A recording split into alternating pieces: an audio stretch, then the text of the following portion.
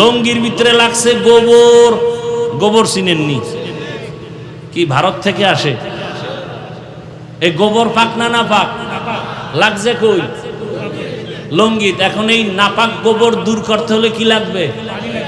এখন একজনে পানি খুঁজতে খুঁজতে মাথা গরম, ঘাম ছুটে গেছে, আর একজনে কয় কি, ওকে পানি খুঁজি কেন? কয় লঙ্গিতে কি লাগছে? কয় ভাই তুই পাগল নাকি? এত খোঁজো পানি, পানি তো নিজের কাছেই আছে। আছে না?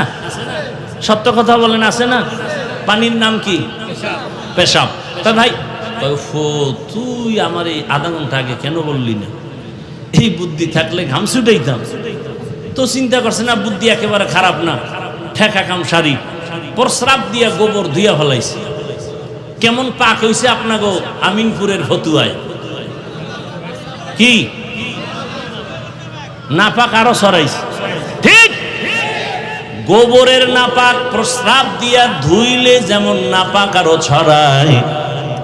যে নামাজ পড়ে না, রোজা রাখে না, সুদের সাথে জড়িত, ঘুষের সাথে জড়িত, পর্দা করে না, হালাল নাই, গুনাহ জেনা করে, মানুষের উপরে জুলুম করে, খায় নাপাক, এমন নাপাক হলারে যদি বলি আমগো ঘরদারে পাক বানায় দাও, আরো নাপাক ছড়ায় যাবে।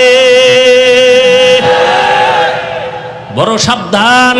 রহমতের নবীর আদর্শ এত সুন্দর, কারো সাথে কোনো ঝগড়া নাই। নবীর আদর্শ বলে আগে দেখলেই সালাম দাও।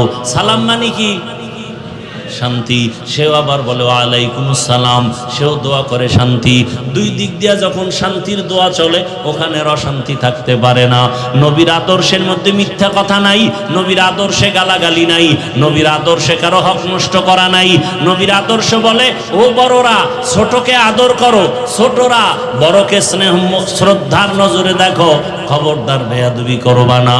ও আমার আমিনপুরের বাবারা, পর্দার আড়ালের মা বোনেরা, যুবক বাবারা, আমি একটু আগেও বলেছিলাম তুমি ডাক্তারি পড়ো, ইঞ্জিনিয়ারিং পড়ো, স্কুলে পড়ো, কলেজে পড়ো, তোমার কাছে আমার বিদায় বেলা দাবি নবীর আদর্শের মালা লাগাও।